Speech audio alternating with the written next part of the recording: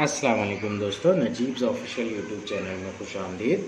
दोस्तों, ये video bridge course Urdu medium मजमून रियाजी की वीडियो है, जिसमें आज हम नवी जमात की 20वें दिन की सरगर्मी मुकम्मिल करेंगे। आज की सरगर्मी का मकसद कसीर रुकनी को पहचानना, कसीर रुकनी का दर्जा क्या होता है ये बात जानना, और कसीर रुकनी के ऊपर जो अमाल होते हैं जमा तफरीक वो कैसे किए जाते हैं ये सीखना है। आइए वीडियो शुरू करते हैं। सबसे पहले कसीर रुकनी की मालूमात दी गई है हमें यहाँ पर।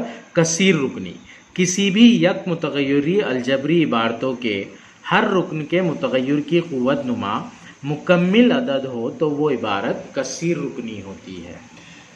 किसी एक इबारत में जिसमें मुतगय्यर शामिल है, मुतगय्यर यानी क्या, स्मॉल लेटर्स जिसे हम वेरिएबल कहते हैं इंग्लिश में। किसी इबारत में मुतगय्यर शामिल है और मुतगय्यर की जो क़ुव्वत नुमा है वो मुकम्मिल अदद है। मुकम्मिल अदद यानी कि 0, 1, 2, 3, 4 आगे इस तरह से।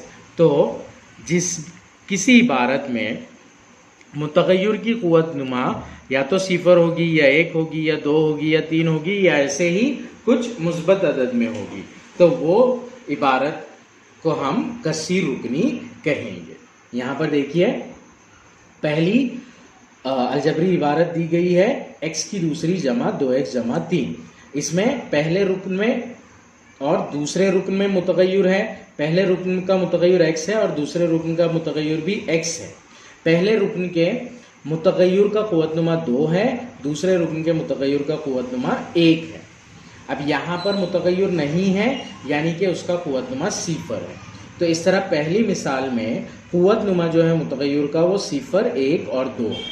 उसी तरह दूसरी मिसाल में 3y की तीसरी जमा 2y की दूसरी जमा y जमा 5, इस मुतगय्यर का क़ुव्वतनुमा 3, इस मुतगय्यर का क़ुव्वतनुमा 2, इस मुतगय्यर का क़ुव्वतनुमा 1 और 5 के साथ में कुछ भी नहीं है, यानी कि मुतगय्यर होने के बावजूद उसका क़ुव्वतनुमा 0 है।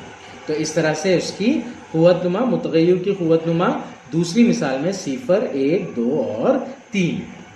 अब हम जानेंगे कसीर रुकनी का दर्जा किसे कहते हैं। दी हुई कसीर रुकनी में मुतगय्यर की सबसे बड़ी क़ुव्वत उस कसीर रुकनी का दर्जा होती है। यहाँ पर हमने 2 मिसालें देखी थी। पहली मिसाल में, पहली कसीर रुकनी में मुतगय्यर की सबसे बड़ी क़ुव्वत 2 है, तो इस कसीर रुकनी का दर्जा 2 होगा। इस मिसाल में मुतगय्यर का सबसे बड़ा क़ुव्वतनुमा 3 है, तो इस कसीर रुकनी का दर्जा 3 होगा। यहाँ पर हमें एक मिसाल दी जा रही है 3x की दूसरी जमा 4x। पहले रुकन में x की क़ुव्वतनुमा 2 है और दूसरे रुकन में x की क़ुव्वतनुमा ऊपर कुछ भी नहीं है, मतलब 1 है। तो सबसे बड़ा क़ुव्वतनुमा इस कसीर रुकनी का 2 है, इसलिए इस कसीर रुकनी का दर्जा 3 है। उसी तरह इस कसीर रुकनी में अगर हम देखते हैं तो सबसे बड़ा क़ुव्वतनुमा 3 है, तो इस कसीर रुकनी का दर्जा 3 होगा। ये था कसीर रुकनी का दर्जा। अब हम कसीर रुकनों की जमा देखेंगे खड़ी तरतीब में कैसे की जाती है। एक मिसाल दे रहा है हमें यहाँ पर 4x की दूसरी जमा 2x मनफी 6। इसमें जमा किया जा रहा है 5x की दूसरी मनफी 3x जमा 4 को। 4x की दूसरी जमा 2x मनफी 6, इसमें जमा किया जा रहा है 5x की दूसरी मनफी 3x जमा 4। यहाँ पर हम देखेंगे तो मुतगय्यर सेम है और उनके क़ुव्वतनुमा भी सेम है, तो x की दूसरी एज इट इज़ आ जाएगा, 4 और 5 हो जाएगा 9, 4 जमा 5 9। यहाँ पर भी मुतगय्यर सेम है, क़ुव्वतनुमा सेम है, x एज इट इज़ आ जाएगा। ये होगा 2 जमा मनफी 3। 2 में जमा करना है हमें मनफी 3 को। यहाँ पर देखिएगा ध्यान से, 2 जमा मनफी हो जाएगा मनफी और ये हो जाएगा 3। अब 2 यानी कि मुस्बत 2 होता है, एक अदद मुस्बत एक अदद मनफी है, तो यहाँ पर तफरीक का अमल होगा ना कि जमा का अमल। 3 में से 2 निकालेंगे, बचेगा 1। बड़े अदद की अलामत आखिरी जवाब के साथ लिखेंगे। आखिरी जवाब जो है 1 है और बड़ा अदद 3 है, वो मनफी के साथ है, तो यहाँ पर आ जाएगा -1। अब यहाँ पर -1 नहीं लिखेंगे हम, क्योंकि अगर मुतगय्यर का ज़रीब 1 हो तो उसे नहीं लिखा जाता। अब आगे है -6 जमा 4, जमा जमा होता है 4, -6 जमा 4। यहाँ पर भी तफरीक का अमल होगा, क्योंकि एक अदद मुस्बत है, एक अदद मनफी है। 6 में से 4 निकलेंगे, बचेगा 2। बड़े अदद के साथ मनफी की अलामत है, तो ये हो जाएगा -2। तो यहाँ पर आएगा -2। इस तरह से ये होगा जमा। दूसरी मिसाल लेते हैं अब हम, कसीर रुकनियों की तफरीक। हमें यहाँ पर तफरीक करना है।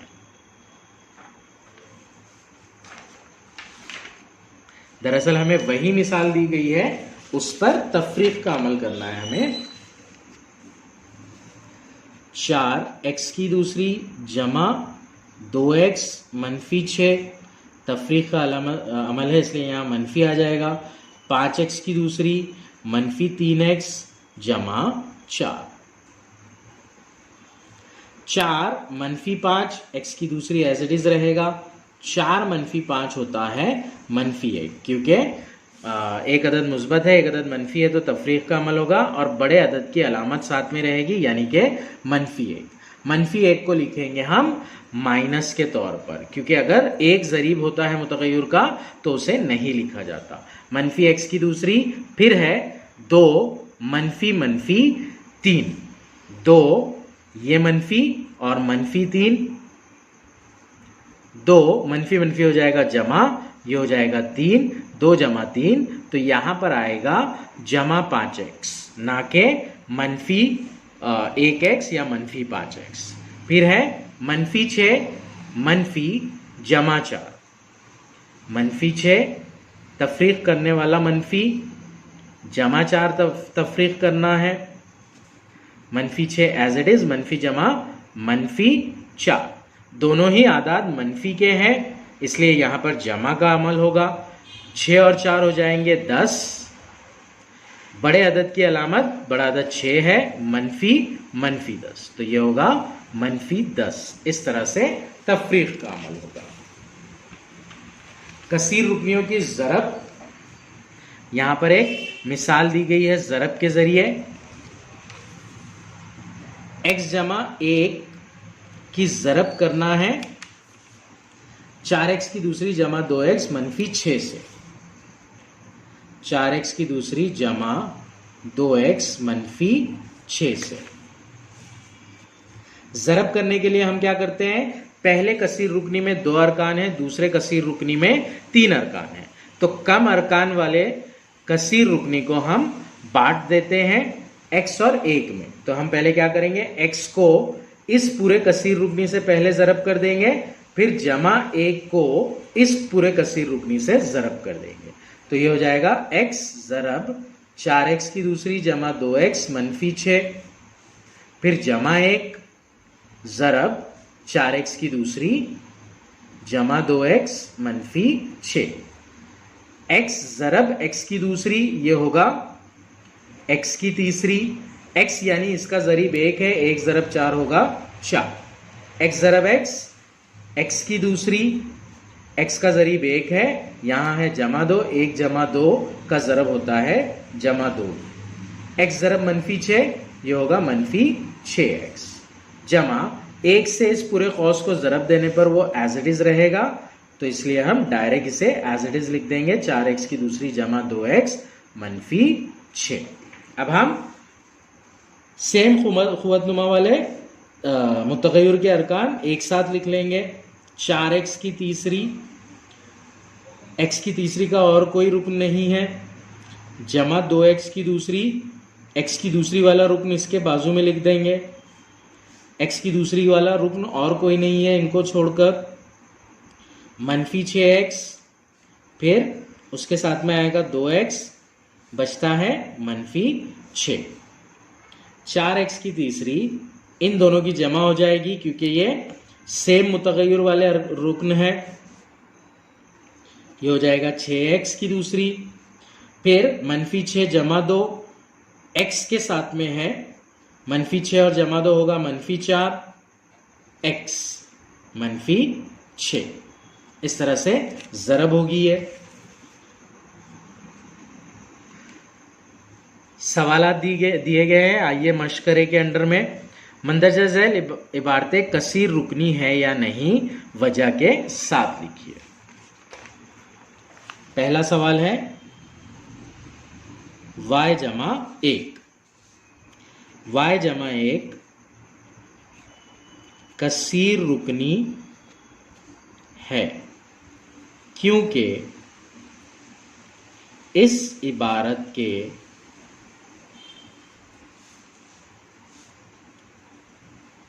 मुतग़य्यर का क़ुव्वत नुमा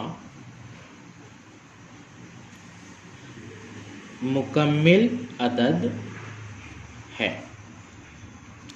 दूसरा सवाल 2 - 5x, 2 - 5x ये भी कसीर रुकनी है क्योंकि इस इबारत के मुतग़य्यर का क़ुव्वतनुमा मुकम्मिल अदद है। तीसरा x की दूसरी जमा 7x जमा 9,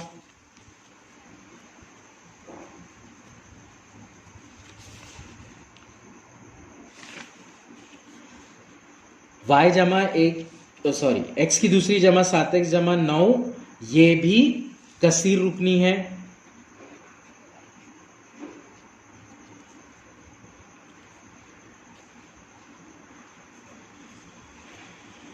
क्योंकि इस इबारत के मुतग़य्यर का क़ुव्वतनुमा भी मुकम्मिल अदद ही है। एक से ज़ायद अरकान है इबारत में और हर रुकन के मुतग़य्यर का क़ुव्वतनुमा जो है वो मुकम्मिल अदद है, इसलिए ये तीनों के तीनों कसीर रुकनी है। अगला है मुंदरजा ज़ैल कसीर रुकनियों का दर्जा लिखिए। 5, अगर मान लीजिए इसके साथ x मुतग़य्यर है तो ये तब्दील होगा 5x की क़ुव्वत 0 में, तो इस मुतग़य्यर का दर्जा जो इसका जो दर्जा रहेगा वो रहेगा 0 क्योंकि सबसे ज़्यादा क़ुव्वतनुमा 0 है। दूसरा x की क़ुव्वत 5, x की क़ुव्वत 5 इसे लिखा जा सकता है x की क़ुव्वत 5 जमा 0 x की क़ुव्वत 4 जमा 0 x की क़ुव्वत 3, ऐसे मुस्तकिल रुकन तक। तो इस रुकन का कसीर रुकनी का जो सबसे ज़्यादा क़ुव्वतनुमा है वो 5 है, इसलिए इसका दर्जा 5 होगा। तीसरी मिसाल इसकी 27y मनफी y की तीसरी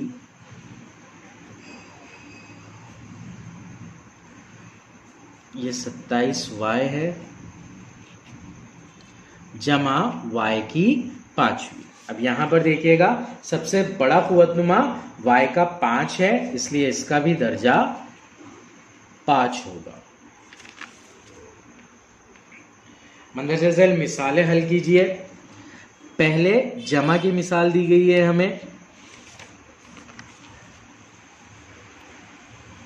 पहली मिसाल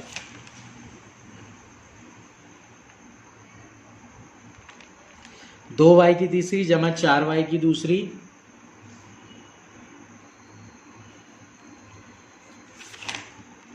जमा 3।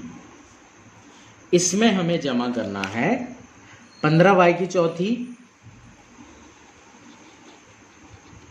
जमा 10y की तीसरी मनफी 3y की दूसरी।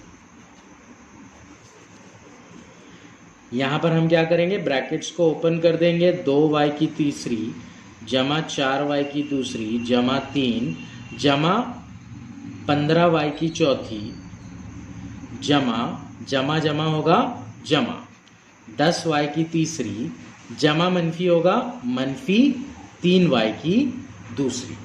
अब हम क्या करेंगे, सबसे पहले जो सबसे बड़ा क़ुव्वतनुमा वाला रुकन है वो लिख लेंगे जो कि है 15y की चौथी। y की चौथी वाला कोई और टर्म है क्या, ये देखेंगे, नहीं है। अब y की तीसरी वाले टर्म y की तीसरी कुव्वत वाले टर्म लिखेंगे। सबसे पहले है 2y की तीसरी और फिर है 10y की तीसरी, जो कि अलामत के साथ में है मुस्बत। y की तीसरी वाले अरकान हो गए। अब हम y की दूसरी वाले अरकान लिखेंगे। 4y की दूसरी और -3y की दूसरी है। इसके अलावा y की दूसरी वाला कोई और रुकन नहीं है। y वाला रुकन देखेंगे अब यहाँ पर हम, वो भी एक भी नहीं है, तो इसलिए बाद में सिर्फ जो नंबर बाकी बचता है वो लिख लेंगे हम, वो है जमा 3। ये हो जाएगा 15y की चौथी, 2 और 10, ये होगा 12y की तीसरी, जमा 4 -3 होता है, जमा 1, तो ये हो जाएगा 1y की दूसरी, यानी कि y की दूसरी, जमा 3। इस तरह से पहली मिसाल हल होगी। दूसरी मिसाल की जानिब बढ़ते हैं अब हम। यहाँ पर हमें तफरीक का अमल करना है। 4x -5, बीच में तफरीक की अलामत है। 3x की दूसरी -7x जमा 8। ब्रैकेट ओपन कर लेंगे। 4x -5 मनफी ज़रब 3x की दूसरी, तो ये -3x की दूसरी हो जाएगा। मनफी मनफी ये मुस्बत हो जाएगा। 7x मनफी जमा, ये मनफी रहेगा 8। सबसे ज़्यादा क़ुव्वतनुमा वाला दूसरी वाला टर्म है, तो इसे सबसे पहले लिखेंगे हम -3x की दूसरी, फिर क़ुव्वतनुमा 1 वाले अरकान यानी कि 4x और 7x। 4x के साथ कोई अलामत नहीं है, मतलब ये जमा में है। 7x भी जमा में है। बाकी बच गया अरकान लिख लेंगे अब हम -8 और -5। -3x की दूसरी, 4 और 7 दोनों मुस्बत है, जमा हो जाएगी, जमा 11x, -8 और -5 -13, ये रहेगा जवाब। अब हमें ज़रब करना है अगली मिसाल में। 3x की दूसरी -2x का ज़रब करना है 4x की तीसरी -3x की दूसरी से। तीसरी मिसाल है ये। 3x की दूसरी -2x का ज़रब 4x की तीसरी -3x की दूसरी। पहले हम 3x की दूसरी को लेंगे और इस पूरे ब्रैकेट से मल्टीप्लाई करेंगे, फिर हम -2x को लेंगे और इस पूरे ब्रैकेट से मल्टीप्लाई करेंगे, तो ये हो जाएगा 3x की दूसरी ज़रब 4x की तीसरी -3x की दूसरी, -2x ज़रब 4x की तीसरी -3x की दूसरी। 3 चौक 12, x की दूसरी और x की तीसरी का ज़रब होता है x की क़ुव्वत 5वीं। 3 ज़रब -3 -9 होता है। x की दूसरी और x की दूसरी का ज़रब होता है x की क़ुव्वत 4। -2 ज़रब 4 ये होता है -8। x और x की तीसरी का ज़रब x की क़ुव्वत 4 होता है। -2 -3 का ज़रब होता है मुस्बत 6। x और x की दूसरी का ज़रब होता है x की क़ुव्वत 3। तो इस तरह से 12x की क़ुव्वत 5 -9x की क़ुव्वत 4 -8x की क़ुव्वत 4 जमा 6x की क़ुव्वत 3, ये आता है हमें। इसमें ये जो टर्म्स हैं इनकी जमा हो जाएगी। 12x की 5वीं, -9 और -8 होता है -17, ये हो जाएगा -17x की क़ुव्वत 4 जमा 6x की क़ुव्वत 3। इस तरह से ये सवाल हल होगा तीसरा वाला। ये था हमारा आखिरी सवाल आज की सरगर्मी का।